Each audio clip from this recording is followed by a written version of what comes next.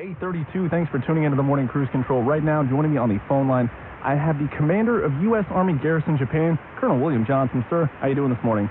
Hey, I'm doing great, Chris. How you doing? I'm also doing fantastic, sir. You know, we're in the spring here. Cherry blossoms are out. Can't complain.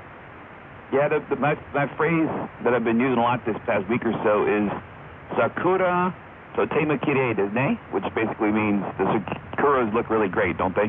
Yeah, that sounds perfect to me. I mean, that's more my level. Yeah, I think it's just, you got to embrace this time of year. Even though it's a little bit foggy and rainy today, I think overall this is just a wonderful time of year to be in Japan. Absolutely, sir. You got to really, and they'll be out here before you know it. So go out there, start taking some pictures, and enjoy it. Now you guys had your festival over the last weekend, so I know a lot of folks turned out for that. Yeah, we had a great turnout, actually. Upwards of 20,000 people came out and enjoyed all the different fair activities and the music we had. And even though it was a little bit chilly, but still just a beautiful day to have a little picnic under a tree and enjoy the, you know, what all Camp Zama has to offer. We're really happy to share that with our Japanese neighbors just from off post here. Absolutely, that's what it's all about. So what do you got going on today, sir? You got a special visitor. We do, and thanks for bringing that up. We just want to give a shout out to Sergeant Major of the Army, Daniel Daly, who's here visiting our community. He's making a couple of stops around Japan, but big feature of today is we're doing a town hall here in just a little bit, around 9 o'clock, or at 9 o'clock it'll start at the Camp Zama Community Club. It's open to everyone in our community, you know, soldiers, family members, civilians, and Sergeant Major Daly just came out and wanted to be able to spend a little time talking to us about big Army issues, and we really appreciate him coming all this way to spend some time with us. Very cool. Take advantage of that. Seriously, top leadership coming to Camp Zama today.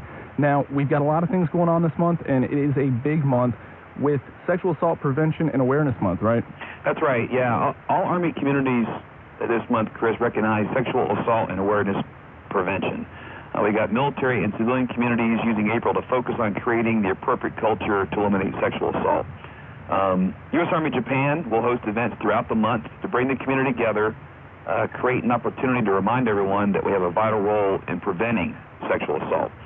We started this month's events off with a run walk. Next, USRJ is going to host a sharp kickball tournament April 18th to the 21st at Rambler Field. This is going to be during PT hours, so soldiers are welcome to come out and participate. And then April 27th it's kind of a new one for me, but this will be a fun day. It's called Denim Day, a day in which people are encouraged to wear jeans in order to raise awareness, just as a different, than what they normally do. It's kind of become an international symbol of protest against erroneous and destructive attitudes about sexual assault. And then lastly, I think this is a really a great one, and we had a great turnout for this last year. I think it'll be good again this year. USRJ is going to host Take Back the Night, which is a glow stick run walk on April 27th from 7:30 to 9 p.m. Participants should meet behind Yano Gym here on Camp Zama if they want to be part of that.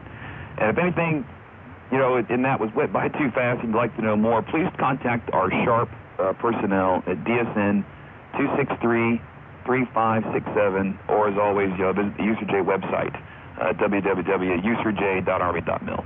Now, it's not just Sexual Assault and Awareness Prevention Month, it's also the month of the military child. It sure is, and I know across, the military community, all the services are doing various things, but I just want to highlight a few things we've got going on here in RAO, Chris.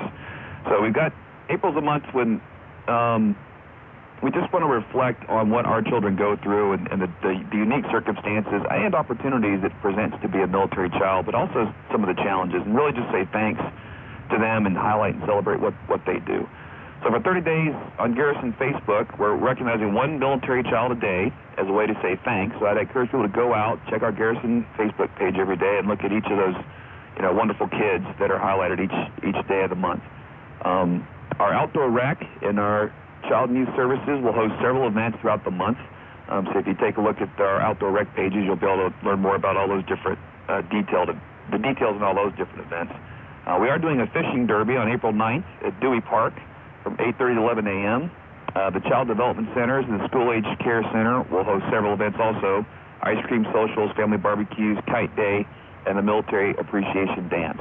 Parents can contact the CDCs directly about some of those activities.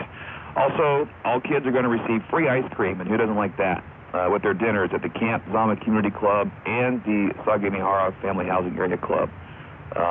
They'll receive discounted bowling and shoe rentals at the Bowling Center And then lastly, on April 30th, we'll have the annual Kodomo no Matsuri, or Children's Festival, at Dewey Park from 11 a.m. to 4 p.m. So let's take the time, everybody, just to reach out and tell a kid thanks, and we appreciate what they go through to support their parents' service in the military. Yes, sir. We got a lot of things going on in April, actually. We're also trying to recognize volunteers put in a lot of hard work. Yeah, we are.